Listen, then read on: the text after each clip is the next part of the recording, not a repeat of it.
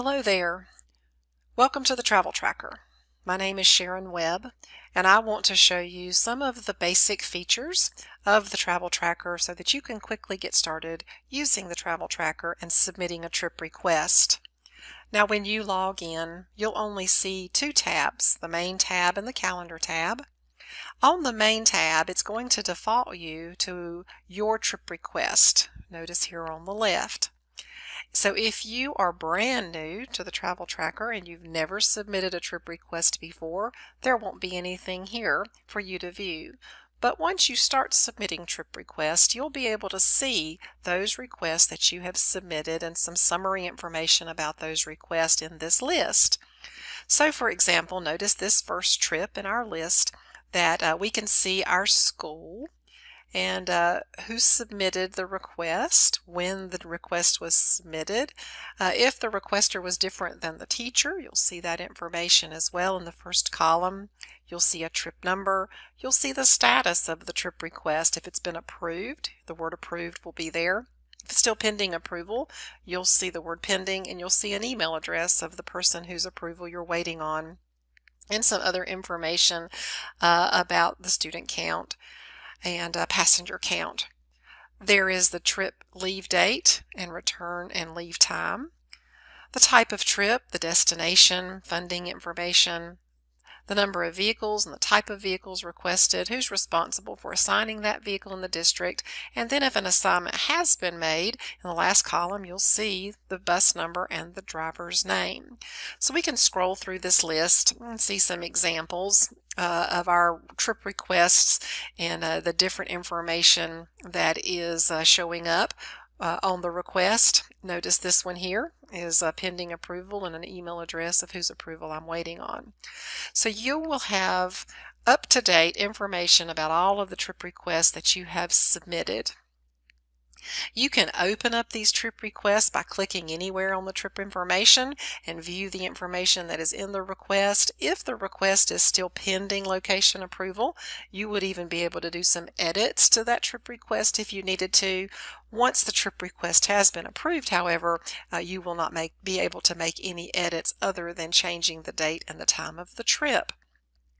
Now, there's a couple of things I want to show you in regard to this list. Notice that you can sort the list in a variety of ways. It's going to come sorted by pickup date. So the trip that's at the top of the list will be the next trip going out on the calendar. You could also sort them by trip number, which is just going to put them numerically. Might make it a little easier to find one particular trip that you're looking for. By the school, if you submit trip requests for multiple schools, by the vehicle type, and then by the date submitted. The latest one will be at the top of the list. So that can be a good, easy way to find a trip request that you just submitted. Now, also important is to notice here that it's going to only show you trips from this day forward by default, but you can view all trips, so that's going to include trips in the past, by clicking on the All Trips button here. Now, in order to just quick start here to get you going so that you can start submitting your trip request, the way you do that is over on the left-hand margin here, you will select the Submit a Request option. This is going to bring up the request form. Now, your request form may look a little different than this one in my demo site. This top section here is going to have, could have, lots of information from your district that's going to give you possibly policy information or criteria or instructions that are specific to your district. So be sure you read over that so that you understand it. You will possibly have a couple of categories to select, whether staff only travel or traveling with students. You may not have both of these options. Again, it depends on how you're set up. You would select one of those, and then the type of trip. If you're traveling with students, you may have options of athletic trips, field trips, special needs trips. It again depends on how your district is set up. Then you would simply notice that the request form begins to unfold as you answer questions. So you'll just work your way through the request form, answering or selecting the options or or using the drop downs to make your selections. Any area that has an asterisk beside of it is a required field, so you will need to make selections in all of those required fields. And again, it just depends on how your district is set up. All of the request forms have some unique district customizations in them, so you may or may not see all of these options, but anything that is with an asterisk, you will need to fill it out. The form continues to unfold. When you are picking your school, you can either use the drop down, clicking on it and choosing your school, or you can just start typing in the name of your school, and it will bring up the possible matches there for you to select. So you'll read through. You can do the same thing with your destination. You can use the drop down, which will bring up all of the possible destinations where your district may travel, or you can just start typing in and bring up the possible matches of where you are, where you're traveling. You can add stops on the way. The same idea here. You can type in, or you can use the little magnifying glass to bring up your destinations and select where you may be going and making stops along the way. If your destination is not listed in any of these, you can just simply start typing in the name of the place and perhaps fill in the actual address that maybe is not in the database, and you can put in the address. Notice that the Google Maps search is going to come up with, is this where you're wanting to go? And it may or may not be. If it is, you can select it. If it's not, then you can continue to type in the address that way. If you don't want to use one of these stops, there's an X mark that will allow you to delete that particular stop on the way or stop on the return. Then you can calculate by clicking on this button to get your round-trip driving miles, as well as printable driving directions. So this is going to be a huge time savers for you, so you can click on that and print those driving directions perhaps for yourself or for the driver. And then again, you'll just continue to work your way through the form. There may be permission slip information if your district uses that. There could be funding source information. There may be other questions about your educational objectives, or any kind of specific questions that's for your district. There could be, there will be a place for you to enter in the number of passengers. It could look like this. It may look a little different. Again, the form is customizable to your district.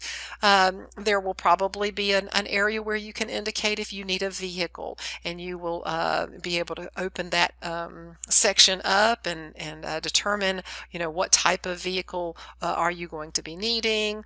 Are you going to, how many you think you're going to need? Are you going to need a lift for a wheelchair? Anything like that, and there will be comment boxes if you need to add information. So again, just work your way through this form until you get to the bottom of the form. There is maybe a trip estimator that's collapsed here. If you would like to know the estimated cost of this particular trip, you can click on it to expand that section, and click the compute button, which will pull in the information that you've keyed in about your trip, and you will be able to see an estimated cost here. Scroll all the way to the bottom and be sure you read the acceptance of responsibility and click the yes button. If you needed to attach any documentation, you could by clicking on the choose file button here, and that would open up your desktop on your computer, and you could attach a file, and then click the save and close button. And that, once you do that, that will save this request and we'll send it on its way to the approvers. Notice that you do have a print button if you would like to print your request. Hopefully you will just let it stay in the electronic format and not have to print a piece of paper. Now, if you have not completely filled everything out and you try and save it and close it, notice that the sections that you have not completed that are required will be highlighted with the yellow banner, so you'll need to go back in and fill those in before you can submit the trip request. Notice in your options here on the left hand side there is an end user guide that you can open up. It's simply going to open up in a new tab and it will give you step-by-step instructions and screenshots of some of the information that you can access in your role there to enter trip request. Notice you also have a calendar tab. The calendar tab is going to, if you click on it, is going to bring up the trip calendar, which is a district-wide calendar. All the trip requests that have been submitted in your district. Now there is going to be information about the calendar and videos that you can get some help with for the features that are available to you in the trip calendar.